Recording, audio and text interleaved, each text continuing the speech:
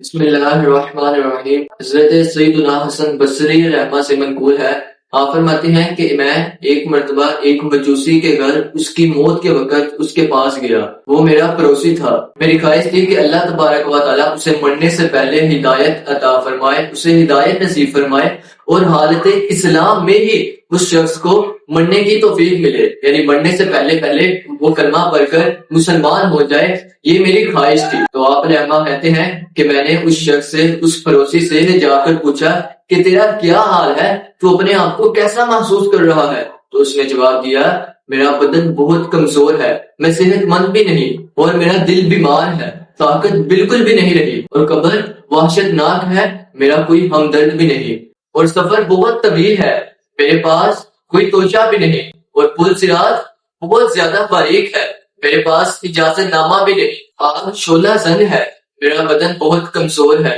اور جنت بہت بلند و مرتبے میں ہے اور میرا اس میں کوئی حصہ نہیں، اور اللہ تبارک و تعالیٰ عادل ہے، انصاف کرنے والا ہے اور میرے پاس کوئی حجت اور کوئی عذر بھی نہیں۔ حضرت سیدنا حسن بصری رحمہ کہتے ہیں کہ میں نے دل ہی دل میں اس شخص کے، اس مجوسی کے مسلمان ہونے کی دعا کی، تو پھر میں نے آگے ہو کر اس سے پوچھا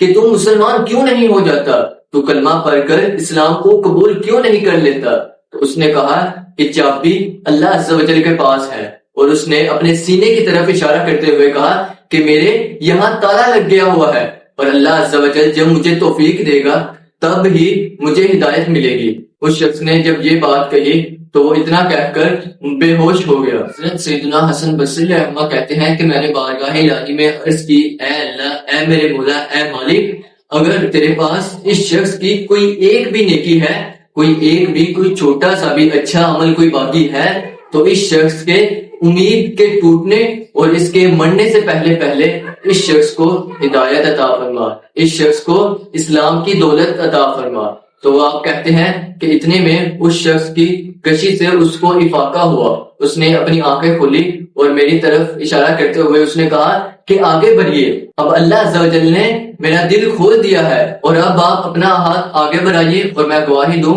کہ اللہ عز و جل کے سوا کوئی عبادت کے لائق نہیں اور حضرت محمد صلی اللہ تعالیٰ علیہ وسلم اللہ عز و جل کے آخری نبی ہیں۔ اتنا کہنا تھا کہ اس شخص کی جان خالق حقیقی سے جا ملی اور وہ شخص رحمت الہی میں غوطہ زن ہو گیا۔